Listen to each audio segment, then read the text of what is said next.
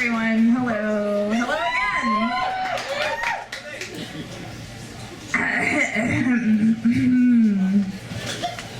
All right, on January 24th, 2005, I was working at a bank inside a grocery store when a sweet elderly man approached me.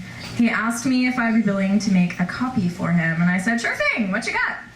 And he showed me a Time Life magazine that had none other than Mr. Johnny Carson on the cover.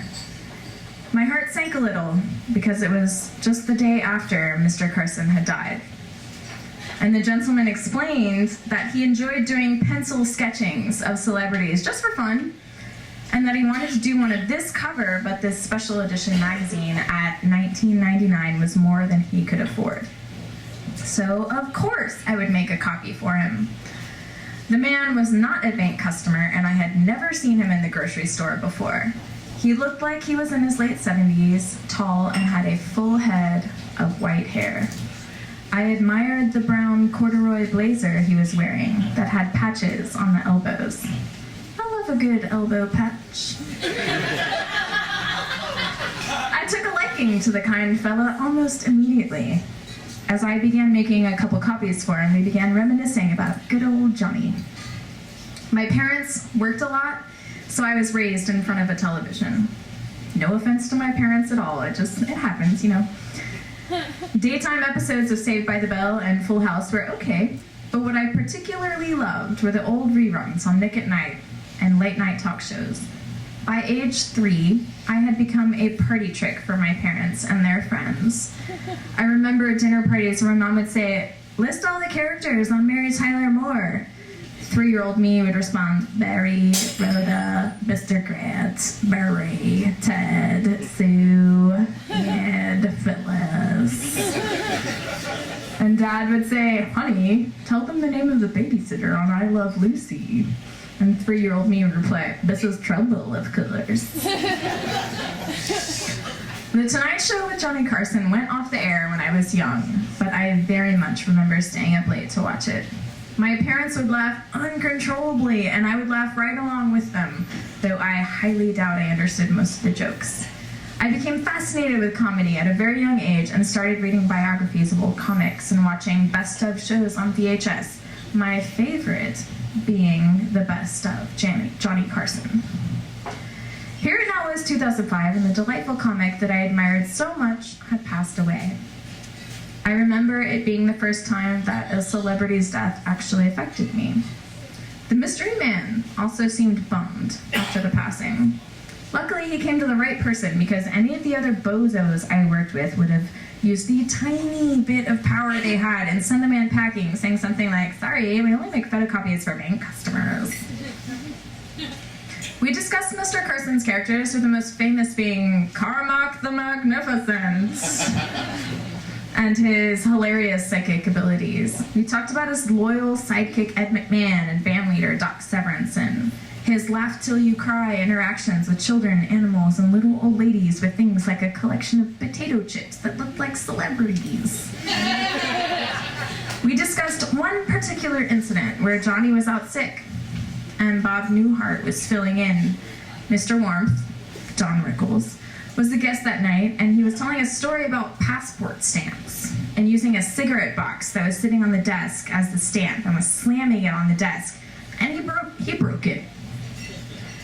Ed McMahon laughed and informed Mr. Rickles that the box was a gift that Johnny had had for many, many years. And he panicked, and he put it back together so it would appear as though nothing was wrong. And the next night, Johnny was back and talking with Doc Severinsen when he discovered that the cigarette box was broken. Doc and all of the crew immediately start saying, it was Rickles! It was Rickles! It was clear that no one wanted to be blamed for the incident.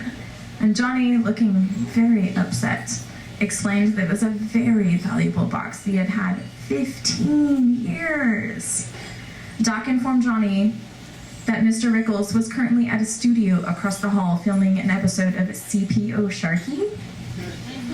Without missing a beat, Johnny jumped out of the chair, grabbed a microphone, and waved the cameraman to follow him. He barged onto the set of the TV show and confronted the actor. In the middle of filming a scene, he told him that he will make it up to him and that he would never be invited back to the show. and Don fell to his knees and begged for Mr. Carson's forgiveness. It was one of the funniest moments in TV history. The old man was impressed that this young girl knew so much about and had so much fondness of the comedian. I was just happy to have someone to talk to about Mr. Carson because my 22-year-old sorority girlfriends from small town Texas didn't know or give a shit who Gandhi Carson was. Eventually, a line began to form at the bank and I had to send the man on his way. I handed over his photocopies and told him what a pleasure it was to have chatted with him. He was ever so grateful and thanked me profusely for the copies and conversation and went along with his day. A few days later, I came back to work and one of my bonehead coworkers pointed out my teller window and said, "Hey, some weird old dude left that for you."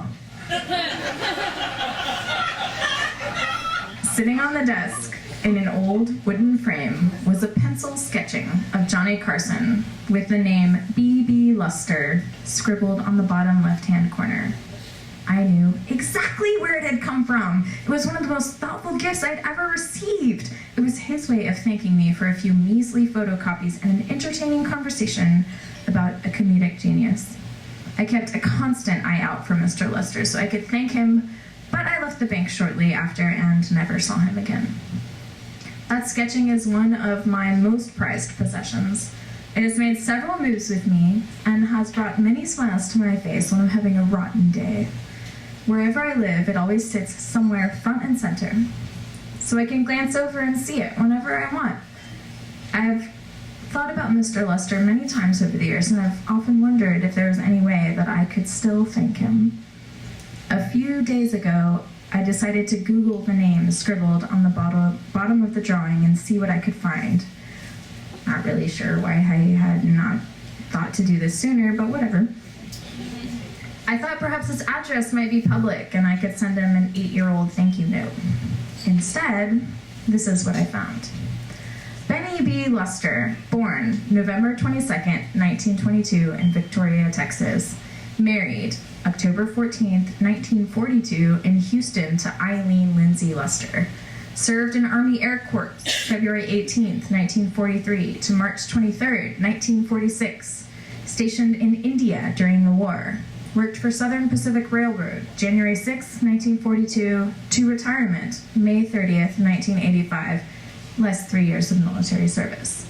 Survived by his loving wife Eileen, 3 sons and their wives, 12 grandchildren, 10 great-grandchildren, and 2 great-great-grandchildren. Preceded in death by his parents Hubert Young Luster and Exa Pearl Luster. Funeral services will be held at 4 p.m. on Monday, August 23, 2010 at American Heritage Funeral Chapter. I was saddened. This lovely man that I had only met one time for 15 minutes had passed away. It broke my heart. I never got to thank him for the gift he had given me all of those years ago. He never knew how much that thoughtful gift meant to me and how it is, and always will be, one of my favorite things. It's for these reasons that I chose to write this story, as a thank you and tribute to a kind, mysterious Johnny Carson fan who loved to do pencil sketchings of celebrities. Thank you.